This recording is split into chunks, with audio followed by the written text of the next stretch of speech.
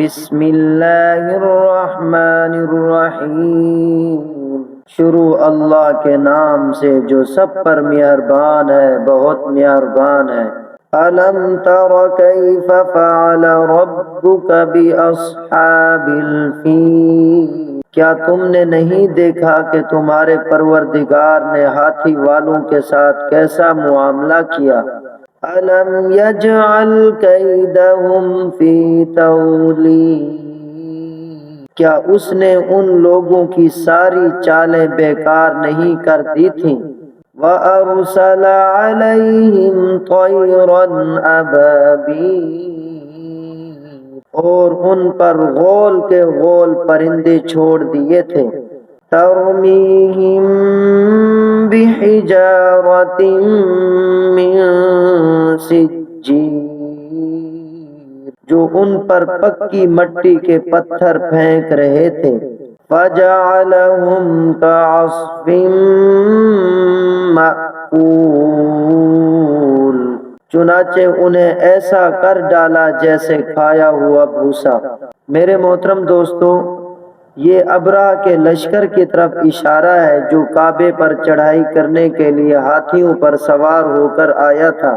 ابرہہ یمن کا حکمران تھا اور اس نے یمن میں ایک عالی شان کلیسا تعمیر کر کے یمن کے لوگوں میں یہ اعلان کرا دیا کہ آئندہ کوئی شخص حج کے لیے مکہ مکرمہ نہ جائے اور اسی کلیسا کو بیت اللہ سمجھے۔ عرب کے لوگ اگرچہ بت پرست تھے، لیکن حضرت ابراہیم علیہ السلام کی تعلیم و تبلیغ سے کعبے کی عظمت ان کے دلوں میں پیوست تھی۔ اس اعلان سے ان میں غم و غصہ کی لہر دوڑ گئی اور ان میں سے کسی نے رات کے وقت اس کلیسا میں جا کر گندگی پھیلا دی، اور بعض روایتوں میں ہے کہ اس کے کچھ حصہ میں آگ بھی لگائی۔ ابرہہ کو جب یہ معلوم ہوا تو اس نے ایک بڑا لشکر تیار کر کے مکہ مکرمہ کا رخ کیا۔ راستے میں عرب کے کئی قبیلوں نے اس سے جنگ کی، لیکن ابرہہ کے لشکر کے ہاتھوں انہیں شکست ہوئی۔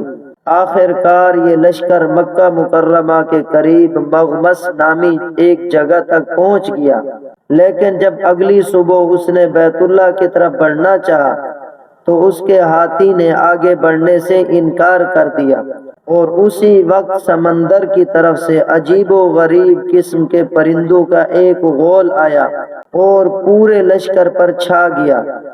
ہر پرندے کے پاس 3 کنکریاں تھیں، ایک چونچ میں، ایک دائیں پنجے میں اور ایک بائیں پنجے میں، جو انہوں نے لشکر کے لوگوں پر برسائے۔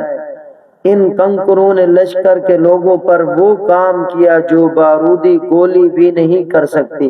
جس پر بھی یہ کنکری لگتی اس کے پورے جسم کو چیرتی ہوئی زمین میں گھس جاتی تھی۔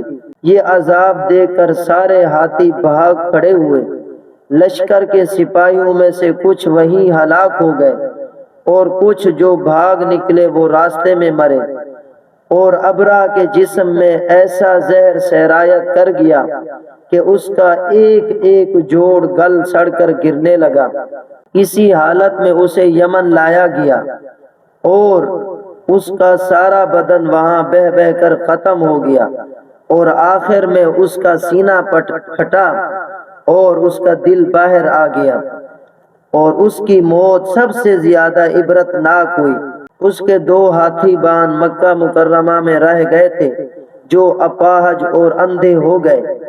یہ واقعہ حضور اقدس صلی اللہ علیہ وسلم کی ولادت باسعادت سے کچھ ہی پہلے پیش آیا تھا، اور ام المؤمنین حضرت عائشہ رضی اللہ عنہا اور ان کی بہن حضرت اسماء رضی اللہ عنہا نے ان 2 اندھے اپاہجوں کو دیکھا ہے۔ اس صورت میں اس واقعے کا تذکرہ فرما کر حضرت صلی اللہ علیہ وسلم کو تسلی دی گئی ہے کہ اللہ تعالیٰ کی قدرت بہت بڑی ہے، اس لیے جو لوگ آپ کی دشمنی پر کمر باندھے ہوئے ہیں، آخر میں وہ بھی اصحاب الفیل کی طرح منہ کی کھائیں گے۔